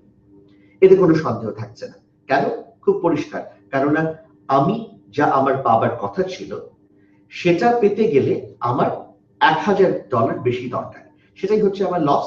এবং সেই লস যখন আমি আপনাকে পুষিয়ে দিচ্ছি, তখন আপনি ইজিলি ড্যামেজেসটা অ্যাভেইল করতে পারছেন, বা আপনি যেটা চাইছেন সেটা অ্যাভেইল করতে পারছেন। কিন্তু যদি যে পার্টিকুলার প্রোডাক্টটা আপনি আমার কাছ থেকে কিনতে চেয়েছিলেন সেটা একটা অ্যান্টিক প্রোডাক্ট হয়, সেটা যদি ওয়ান পিস হয়, সেটা যদি ইউনিক একটা প্রোডাক্ট হয়, তাহলে পরে আপনাকে আমি যত টাকাই কম্পেনসেশন দিই না কেন, আপনি কিছুতেই ওরকম আরেকটা প্রোডাক্ট বা সেটার মতো কাজ করবে বা সেটার মতো সেন্স মেক করবে এরকম আরেকটা প্রোডাক্ট আপনি কিনতে পারবেন না। সুতরাং সেক্ষেত্রে damages will not be an adequate remedy for you. সেই সার্কামস্ট্যান্সেসে আপনি স্পেসিফিক পারফরম্যান্সের মতো একটা ড্রাস্টিক রেমেডি বা ইকুইটেবল রেমেডি কোর্টের কাছে চাইতে পারেন। সেকেন্ড সিচুয়েশন হচ্ছে যে you must come to the court in clean hands. এটা আপনি বুঝতেই পারছেন আপনারা, anyone who will come to equity must also do equity. অর্থাৎ আপনি যখন ফেয়ার লয়ের বা জাস্ট লয়ের প্রোটেকশন চাইছেন, আপনাকেও এনশিওর করতে হবে যে on your part you were always fair and just. এই ফেয়ারনেসের প্রশ্নটা আপনি কিভাবে ডিল করবেন ইন দ্য প্র্যাকটিক্যাল সার্কামস্ট্যান্সেস। ধরেন আপনি একটা বাড়িতে ভাড়া থাকেন, সেখানে বাড়িওয়ালা আপনার এগেইনস্ট একটা এভিকশন প্রসিডিংস এনেছে, আপনাকে বাড়ি থেকে বের করে দিতে চায়, কোর্টে মামলা করেছে আপনাকে বাড়ি থেকে বের করে দেওয়ার অর্ডারের জন্য। আপনি এখন এভিকশন প্রসিডিংসটা রেজিস্ট করার জন্য কোর্টে গেলেন। কোর্টে গিয়ে আপনি হাত পেতে কি বলবেন? আমি অসুস্থ, আমি 3 বছর ধরে এ বাড়িতে আছি, আমি এই 3 বছর ধরে এ বাড়িতে থাকা অবস্থায় কোনো আইন ভঙ্গ করি নাই, কখনো কোনো ডিস্টারবেন্স করি নাই, আমি ঠিক সময়ে ভাড়া দিয়েছি। এবং শুধু তাই না, এখন যদি আমাকে বের করে দেওয়া হয় আমি ইররিপারেবল লস সাফার করব, কেননা আমার থাকার কোনো জায়গা নেই, আমি অন্য কোথাও ভাড়া পাবো না এবং আমাকে মুভ করা আমার পক্ষে সম্ভব না, কেননা I have an infirm mother who is living with me and I have 2 kids who go to the school in the locality. অন্য কোনো জায়গায় এই মুহূর্তে আমার পক্ষে রিলোকেটেড হওয়া সম্ভব না। যদি রিলোকেটেড হতে চাই তাহলে আমাকে ইররিপারেবল লস সাফার করতে হবে, আমাকে রাস্তায় দাঁড়াতে হবে, ইত্যাদি ইত্যাদি। এখন প্রশ্ন হচ্ছে, যদি আপনি ইকুইটি প্রোটেকশন চান, ইকুইটি কি বলতে পারে? ওকে, এভিকশন প্রসিডিংস তার বিরুদ্ধে স্টে করা হোক, অর্থাৎ এভিকশন প্রসিডিংসটা বন্ধ থাকবে, তার মানে আপনাকে বাড়ি থেকে বের করে দেওয়া যাবে না। এটা কি? আপনি এক ধরনের ইনজাংশন চাইছেন, এক ধরনের ইকুইটেবল রিলিফ চাইছেন এগেইনস্ট দ্য ল্যান্ডলর্ড। এখন ল্যান্ডলর্ড যদি দেখাতে পারে যে গত 6 মাসে আপনি 3 মাস অন্তত ভাড়া দিতে 15 দিন করে ডিলে করেছেন, যদি দেখাতে পারে আপনি বাড়ির ভেতরে ল্যান্ডলর্ডকে না জানিয়ে বাড়ির মধ্যে স্ট্রাকচারাল চেঞ্জেস করেছেন, যদি দেখাতে পারে যে আপনি সমস্ত নিয়ম নীতি উপেক্ষা করে বাড়িটাতে সাবলেট দিয়েছেন, তাহলে কি দাঁড়াচ্ছে? দাঁড়াচ্ছে এই যে you are not a good tenant. আর তাই যদি হয়, তার মানে you cannot avail the fair protection of the fairness as far as equities protection is concerned. তাহলে আপনি সেক্ষেত্রে you have not coming to the court in clean hands, আপনি ইকুইটি প্রোটেকশন পাবেন না। 3 নম্বর পয়েন্ট হচ্ছে যে it is available only at the discretion of the court. অর্থাৎ আপনি যদি সমস্ত রিকোয়ারমেন্ট স্যাটিসফাই করেন, তারপরে ইকুইটেবল রিলিফ আপনাকে দেওয়া হবে কিনা, it is at the description of the court. Court চাইলে পরে ডিসক্রিপশনটা আপনার পক্ষে ইউজ করতে পারে, কোর্ট চাইলে পরে ডিসক্রিপশন আপনার বিপক্ষে ইউজ করতে পারে। And there is one other factor that the court might take into account. So one of the very reasons যেটার কারণে আপনার ইকুইটেবল রেমেডি হয়তো পাওয়া হবে না। Number 4 আমরা বলেছি, the availability of the equitable remedy must be practicable under the circumstances. What does it basically mean? Practicable বলতে কি বোঝাচ্ছে? Practicable বলতে বোঝাচ্ছে যে equitable remedyটা আপনি চাইছেন, সেই equitable remedyটা দিলে পরে আপনার কোনো practical advantage হবে, অথবা যার বিরুদ্ধে আপনি রেমেডিটা চাইছেন তার একটা practically তাকে একটা proper resistance এর মধ্যে নিয়ে আসা যায়। যদি দেখা যায় যে রেমেডি আপনি চাইছেন সেই রেমেডি কোর্ট আপনাকে গ্র্যান্ট করলেও তা থেকে আপনার কোনো বেনিফিটই হবে না, অথবা সেটা প্র্যাকটিক্যালি একটা অসম্ভব রেমেডি, একটা completely absurd remedy that you are seeking, সেক্ষেত্রে সেই রেমেডি কোর্ট দিবে না। যেমন ধরেন আমি আপনাকে বলেছিলাম যে আপনার একটা পিস অফ ল্যান্ড আছে যেটা আপনি কাউকে ভাড়া দিয়েছেন। এখন কথা ছিল যে সেই ল্যান্ডটা মধ্যে যে স্ট্রাকচারস গুলো আছে প্রতি 6 মাস পর পর আপনি সেই স্ট্রাকচারস গুলোকে পেইন্ট করে দিবেন, ঠিক আছে? সো এটা আপনার সাথে আপনার টেনেন্টের এগ্রিমেন্ট বা কন্ট্রাক্ট। দেখা গেল কিছুদিন পরে আপনি আপনার জমিটা অন্য কাউকে বিক্রি করে দিলেন। এখন বিক্রি করে দেওয়ার ফলে আপনার সাথে আপনার যে টেনেন্টের যে কন্ট্রাক্ট ছিল সেটা কিন্তু নেচারটা এখন পাল্টে গেছে। কেন পাল্টে গেছে? কেননা নতুন জমির মালিক এসছে, he is a new landlord, এখন আপনার টেনেন্ট কাকে ভাড়া দিবেন, আপনাকে নাকি নতুন ল্যান্ডলর্ডকে? নতুন ল্যান্ডলর্ডকে ভাড়া দিবেন ডেফিনেটলি, কেননা নতুন ল্যান্ডলর্ড হচ্ছে ল্যান্ডের মালিক। এখন দেখা গেল কিছুদিন পরে 6 মাস পার হয়ে যাওয়ার পরে নতুন ল্যান্ডলর্ড আর আপনার বাড়ি রং করে দিচ্ছেন না, right? It is a breach of contract. এখন মুশকিল হলো কন্ট্রাক্টটা তো ছিল আপনার সাথে আমার, কন্ট্রাক্ট নতুন ল্যান্ডলর্ডের সাথে আপনার ছিল না, বুঝতে পারছি? কাজে নতুন ল্যান্ডলর্ডকে আপনি যদি গিয়ে বলেন যে 6 মাস পর পর আমার বাড়ি রং করতে হবে, আর নতুন ল্যান্ডলর্ড যদি বলে এটা তো আমার সাথে কন্ট্রাক্টেড টার্ম না, আপনার কি করার আছে practically? You do not have anything to do about it. তখন আপনি কি করলেন? আপনি আমার বিরুদ্ধে মামলা করলেন। মামলা করে চাইলেন specific performance of the contract. তার মানে কি? আপনি বলছেন যে he has entered into a contract with me where he promised that he will paint my house every 6 months. Now he is not painting the house. That means he is a breach of contract. ঠিক আছে, আমি মানলাম আমি breach of contract করেছি। এখন কি remedy চাইছেন আপনি আমার এগেইনস্টে? স্পেসিফিক পারফরম্যান্স, মানে আমি গিয়ে আপনার বাড়ি রং করে দিব। এখন আমাকে বলেন, am I in possession of the land? আমি ল্যান্ডের পজিশনে আছি। আবার বলেন স্যার কোশ্চেন। আমি হচ্ছে ওল্ড ল্যান্ডলর্ড, আমি কি ল্যান্ডের পজিশনে আছি? ওল্ড ল্যান্ডলর্ড, আমি আমার জমি বিক্রি করে দিয়েছি। না আমি নট ইন পজিশন। আমি কি অন্য কারো ল্যান্ডে ঢুকে যে জমি বিক্রি করে দিয়েছি সেই জমির ভিতরে ঢুকে আপনার জমি রং করে দিতে পারবো, আপনার বাড়ি রং করে দিতে পারবো? পারবো না। কাজে আমার এগেইনস্টে এরকম একটা রেমেডি যদি কোর্ট দেয়, সেটা কি প্র্যাকটিকেবল আন্ডার দ্য সার্কামস্ট্যান্সেস? কোর্ট যদি বলে রং করে দাও, তাহলে সেটা কি it won't be fair. Fairness পরের কথা, এটা কি ইভেন প্র্যাকটিকেবল আন্ডার দ্য সার্কামস্ট্যান্সেস? না। তার মানে হচ্ছে যে এই পার্টিকুলার নোশনে কোর্ট আপনাকে যদি যে কোনো অর্ডার করে, that is not capable of being performed. এরকম কোনো order, absurd order court definitely করবে না। এটা গেল another point। আর ফাইনালি আমি বলেছি যে ইকুইটেবল রেমেডি পেতে গেলে আপনাকে দেখাতে হবে যে the performance that you are seeking to get is not dependent upon someone's will or volition। অর্থাৎ এটা কোনো ক্রিয়েটিভ ভেঞ্চার না, এটা এমন কোনো কিছু না যেটাতে একটা মানুষের ইচ্ছা অনিচ্ছার উপর সেই ব্যাপারটা অত্যন্ত ডিপেন্ডেন্ট। যদি তাই হয় তাহলে আপনি স্পেসিফিক পারফরম্যান্স পেতে পারেন না বা ইনজাংশন পেতে পারেন না। কেমন ধরেন, কাউকে দিয়ে আপনি কি জোর করে গান গাওয়াতে পারেন? পারেন না, ইটস আ পারফর্মিং আর্ট। কাউকে দিয়ে জোর করে আপনি স্টেজে নাচাতে পারেন বা অন্য কোনো পারফরম্যান্স করাতে পারেন না, it is a performing art.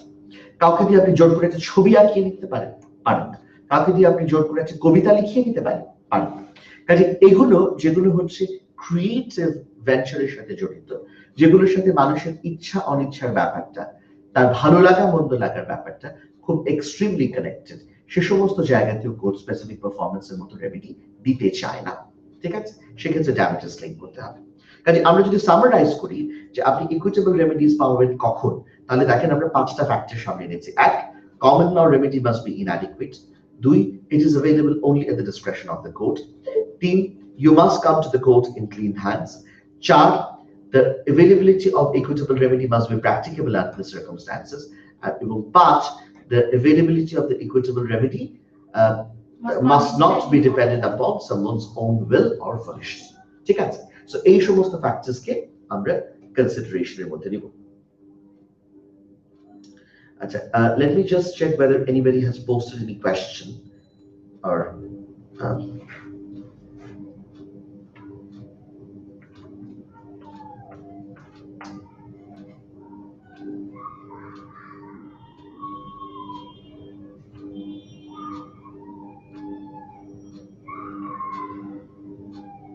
So what do you mean by volition?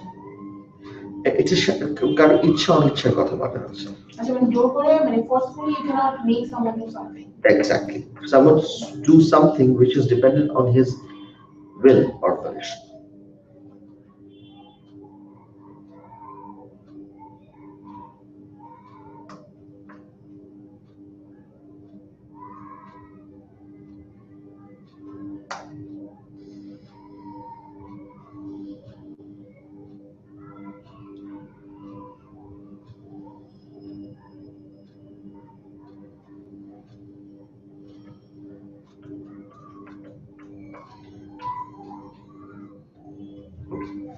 Okay, so now we will be talking about the availability of damages.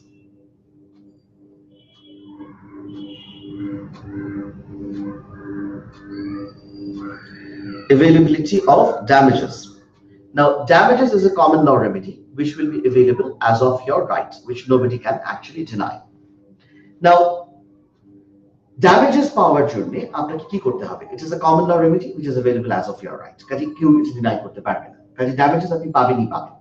কিন্তু on what basis do we calculate damages? আমরা কিসের বেসিসে decide করি যে damagesটা কি হবে? আপনারা জানেন damages হচ্ছে monetary form of compensation, অর্থাৎ compensation calculated in terms of money. টাকার অঙ্কে আমরা ক্ষতিপূরণটাকে জাজ করি, তাই তো? এখন ধরেন আপনার একটা লস আপনি সাস্টেইন করেছেন, এখন আপনার ক্ষতিপূরণটা কত হবে বা ড্যামেজেস কত হবে এটা আমরা কিভাবে ডিসাইড করব? আমরা দেখব যে আপনার লসটা কত, লসটাকে টাকার অঙ্কে ক্যালকুলেট করব, ক্যালকুলেট করে বলবো যে এটা আপনার লস হয়েছে, সেই টাকাটা আপনাকে ক্ষতিপূরণ বা কম্পেনসেশন আকারে দেওয়া হবে। এখন প্রবলেম হলো যে আমরা যখন একটা লস ক্যালকুলেট করি বা ড্যামেজেস ক্যালকুলেট করি, there are several methodology of calculating your loss, several methodology. বিভিন্ন মেথডোলজিতে আপনার লসের পরিমাণটা বিভিন্ন রকম ভাবে শোড হবে, রাইট? তার মধ্যে আমরা we will look into different methodologies of understanding how damages are calculated. এর মধ্যে আমরা দু রকম লসকে বেসিকলি বেশি ইম্পর্টেন্স দিয়ে জাজ করে থাকি। একটাকে আমরা বলি এক্সপেকটেশন লস, আর একটাকে বলি reliance loss. Could you please write expectation loss?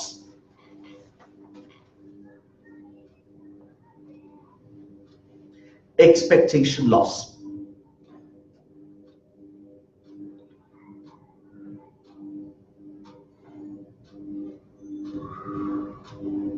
A person's expectation loss can be calculated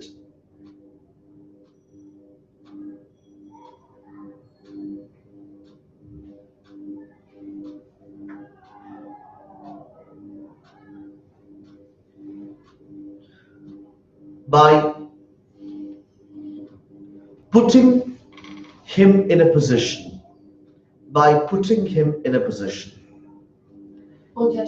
position, P-O-S-I-T-I-O-N, putting him in a position he would have been in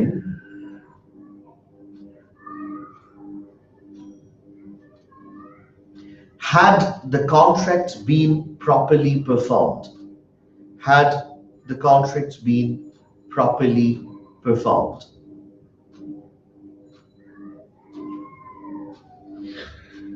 Had the contract been properly performed.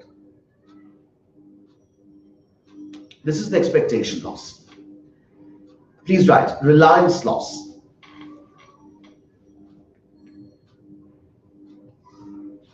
The reliance loss may be calculated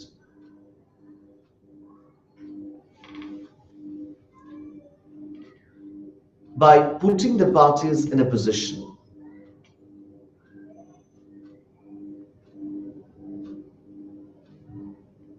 they would have been in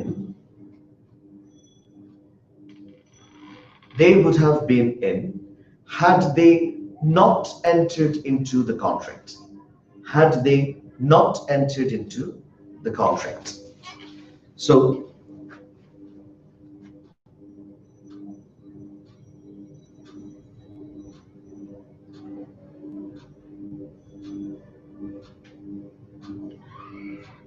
two types of losses.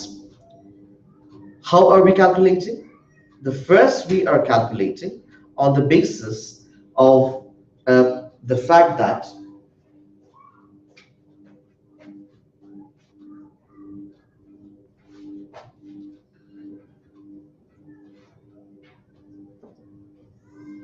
the parties must be put in a position they would have been in had the contract been properly performed. For reliance loss,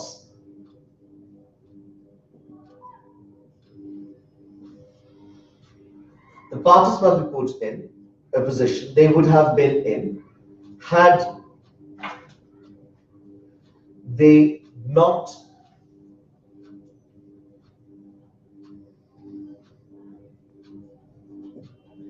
entered into the contract. Now, let us take this example. X, Y সাথে একটা contract করেছে. What is the basis of the contract? The basis is that X will sell Y an HP 306 laptop for an amount of £1,000. HP 306 laptop for an amount of £1,000.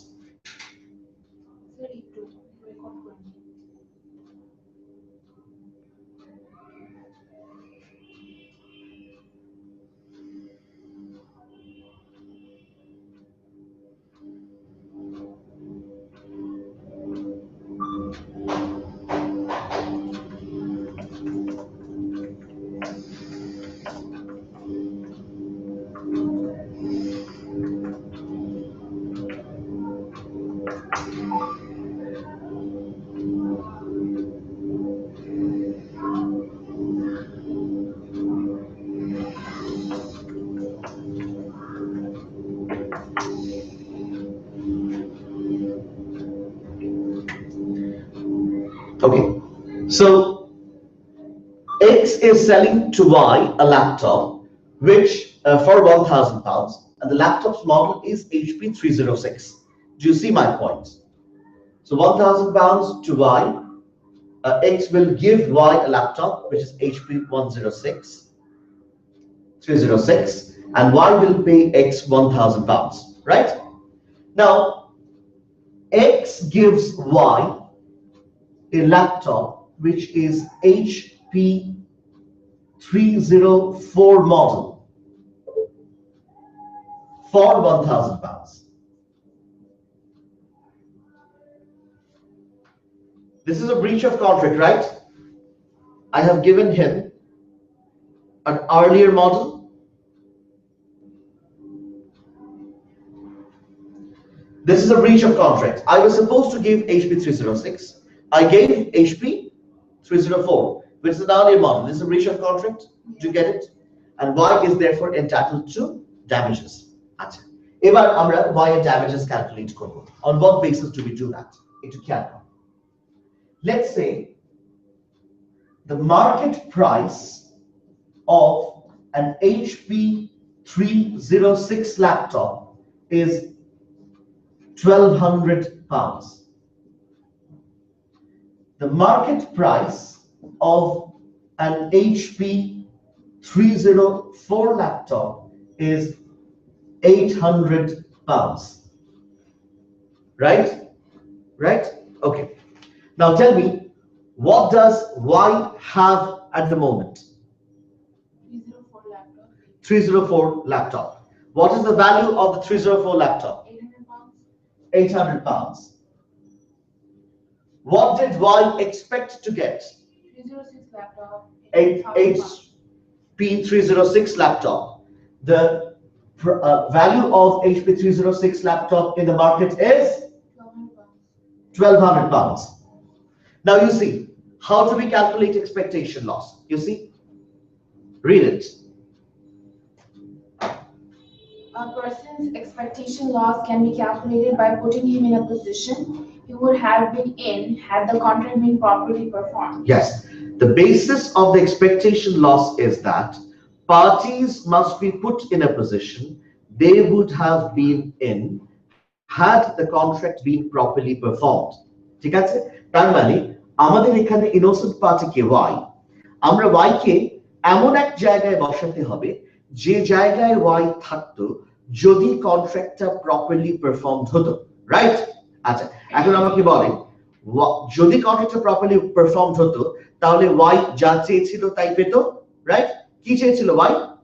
306 laptop. HP 306 laptop যেটার market value £1,200. £1,200. So £1,200 হচ্ছে তার market value. আর কি পেয়েছে 304 HP laptop. HP 304 laptop যেটা market value 800 pounds. এখন এই 800 থেকে 1200 তে যদি আমরা নিয়ে যেতে চাই y কে তাহলে how much money is needed 400 pounds. 400 pounds is needed. So this is what y's expectation loss. Why?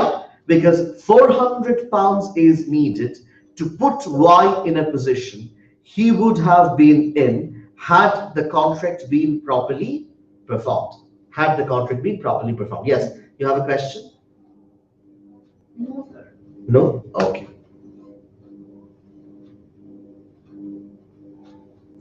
So this is it. This is how we calculate expectation loss. Let us take the same example to calculate the reliance loss of y. Right? What is the objective of reliance loss? To put the parties in a position they would have been in had the contract been had they not entered into the contract. Again, the reliance loss will be calculated on the basis that the parties must be put in a position they would have been in had they not entered into the contract. Let's say the market price of an HP 306 laptop is 1200 pounds. It's right? And the market price of an HP 304 laptop is 800 pounds.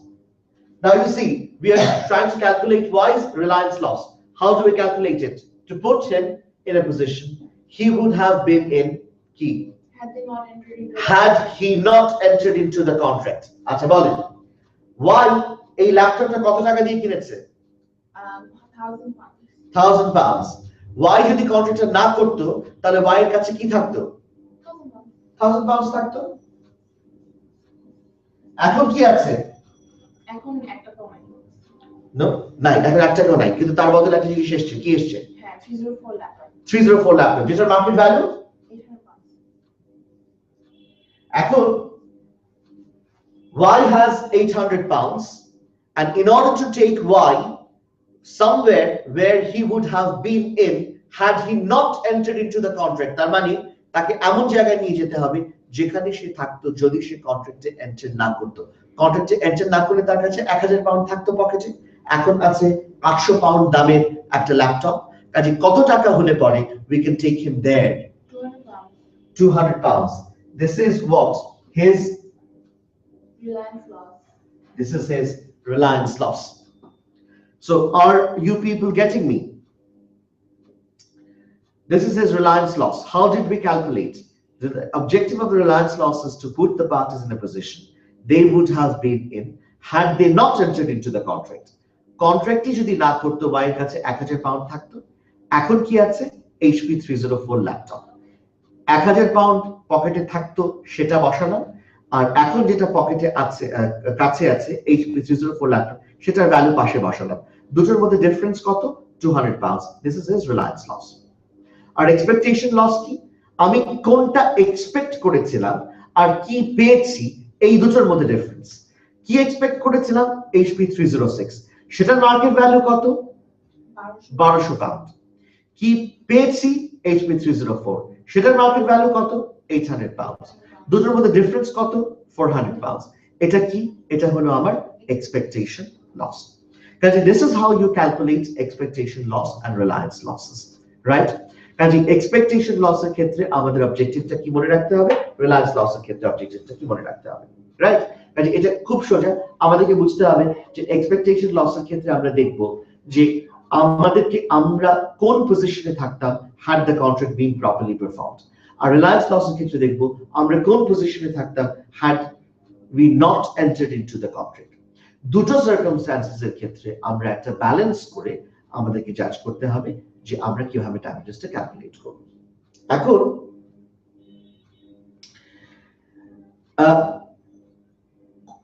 কোন জায়গায় আমরা এখানে দেখলাম যে expectation লসটা রিলায়েন্স লসের চাইতে পরিমাণে বেশি রাইট এক্সপেকটেশন লস হচ্ছে 400 পাউন্ডস রিলায়েন্স লস হচ্ছে 800 pounds Not 200 pounds. sorry I'm sorry yeah reliance loss was 200 pounds very good so 400 pounds and 200 pounds.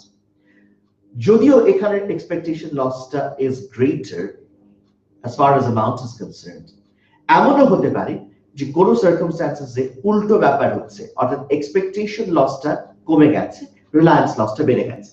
যেমন ধরেন আমরা এই মার্কেট প্রাইসটা চেঞ্জ করে দিই। ধরেন এই একই কন্ট্রাক্টে HP 306 এর মার্কেট প্রাইস হলো 800 পাউন্ডস আর HP 304 এর মার্কেট প্রাইস হলো 600 পাউন্ডস। ঠিক আছে, আর কত দিয়ে কিনেছে? X 1000 pounds. ঠিক আছে, রাইট। এবার আপনি দেখেন, আমরা প্রথমে ওর এক্সপেকটেশন লস ক্যালকুলেট করি। He will be put in a position he would have been in had the contract been properly performed. Contract properly performed হলে সে পেতো একটা HP 306, সেটার মার্কেট ভ্যালু কত? 800 পাউন্ডস। আর এখন কি পেয়েছে? HP 304, সেটার মার্কেট ভ্যালু 600 পাউন্ডস। তাহলে দুটো ডিফারেন্স কত? এটা কি দাম? আর রিলায়েন্স লসটা কি হবে? He would have been put in a position he would have been in had he not entered into the contract. Contract enter না করে তার কাছে কি থাকতো? 1000 pounds। আর কন্ট্রাক্ট করার ফলে এখন তার কাছে কি আছে? HP 304, যেটা মার্কেট ভ্যালু 400 ডিফারেন্সটা কত দাঁড়াচ্ছে? এবার এক্সপেকটেশন লসটা কত? 200 and Reliance loss 400. Expectation loss is 200 pounds and Reliance loss is 400 pounds. Which one of these is greater? The Reliance loss. It's a আগে সিচুয়েশনের উল্টো। আচ্ছা, এখন you being a lawyer, আপনাকে যদি আমি একটা অপশন দিই, আপনি এক্সপেকটেশন লস চাইবেন নাকি রিলায়েন্স লস চাইবেন, তাহলে আপনি কোনটা চাইবেন? Reliance loss. কেন চাইবেন? Because that's a more right. Very smart, but the court is smarter. Court আপনাকে কখনোই রিলায়েন্স লস দেবে না। কেন দেবে না? বিকজ খুব সোজা, you are trying to get out of a bad bargain that you have made. আপনি দেখেন, আপনি যে কন্ট্রাক্টটা করেছেন সেখানে আপনি কি কন্ট্রাক্ট করেছেন? HP 306 কিনবেন বলে কন্ট্রাক্ট করেছেন 1000 পাউন্ডে। ঠিক আছে, যেই জিনিসের মার্কেট ভ্যালু হচ্ছে মাত্র 800 পাউন্ড, সেটা আপনি ওয়াই এর কাছ থেকে কত টাকায় কিনতে চেয়েছিলেন? 1000 পাউন্ডে। অর্থাৎ এই কন্ট্রাক্টটা প্রপারলি পারফর্ম হলে আপনার একটা লস হতো, যেটা 800 টাকায় পাওয়া যায় সেটা আপনি 1000 টাকা দিয়ে কিনতেন, লস হতো। আপনি কি করছেন? এই লসটা থেকে বেরিয়ে আসার চেষ্টা করছেন by pleading reliance loss, are you not? তাই না? ঠিক আছে, the court is not going to allow you to do that.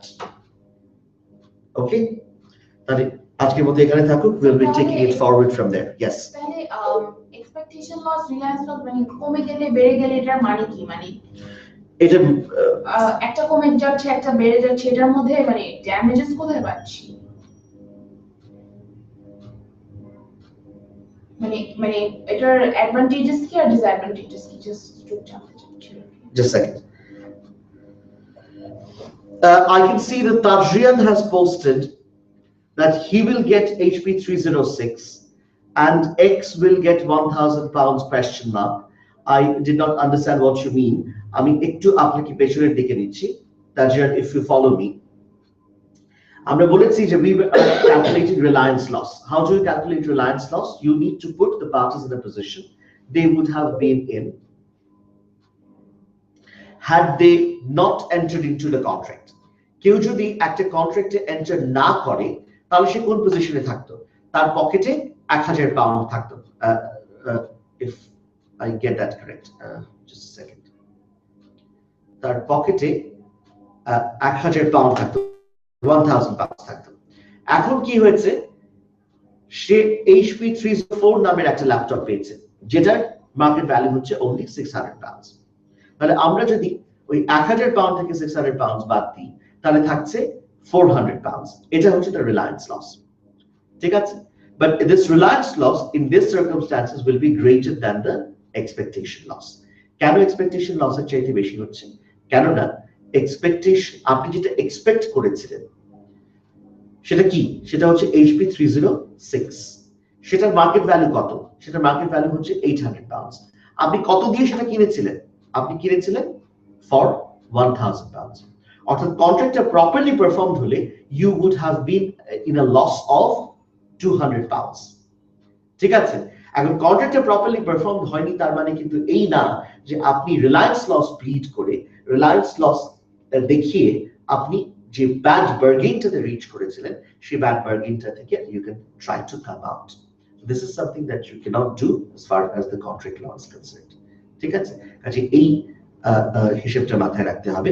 I don't know whether you got the Reliance loss, but since it is getting very difficult to get the response from the students who are attending me from away, I don't know how much you're finding the class to be useful, but it is really difficult for someone to carry on with the class without having the students live in front of them.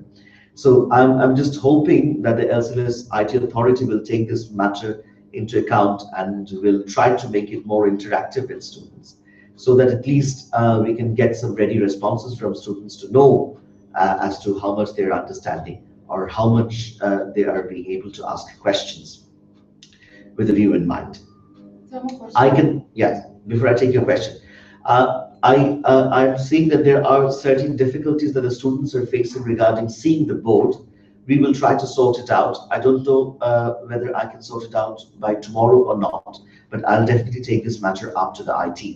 So let's see what we can do about it, and I hope to join you as soon as it is practicable. Regarding the students who are living close, there is an option that you can start attending the classes from here. I mean, you can come to the class during Hartal and attend it. Many students are taking those opportunities. So if it's possible for you, and if you feel that it is not really much of a difficult thing for you, and you consider this to be safe, I would invite you to come to the class so that you can have some ready reaction in the class, and you can ultimately learn better sitting in the classroom. Right? So I'll take a leave after I take the question from Sanjay. Yes, what was your question, Sanjay? Sir, আপনি যে বললেন যে expectation loss, reliance loss, it has to do anything with মানে আপনার pound কত বেশি, মানে টাকার অ্যামাউন্টটা কত বেশি কত কম? Expectation loss যদি বেশি হয় তাহলে কোর্ট expectation loss দিবে নাকি reliance loss দিবে? মানে যখন expectation loss বেশি হবে তখন কোর্ট আপনাকে একটা চয়েস দিতে পারে যে আপনি চাইলে রিলায়েন্স লস চাইতে পারেন. Generally, the court will seek to protect your expectation loss.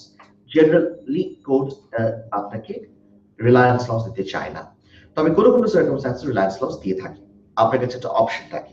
কিন্তু কোর্ট যদি কোনোভাবে বুঝতে পারে যে you are seeking to get an reliance loss only in order to escape from a bad bargain, তাহলে কোর্ট কোনো অবস্থাতেই আপনাকে এক্সপেকটেশন লস এর বদলে রিলায়েন্স লস দিবে না. জেনারেলি যেমন আপনি যেটা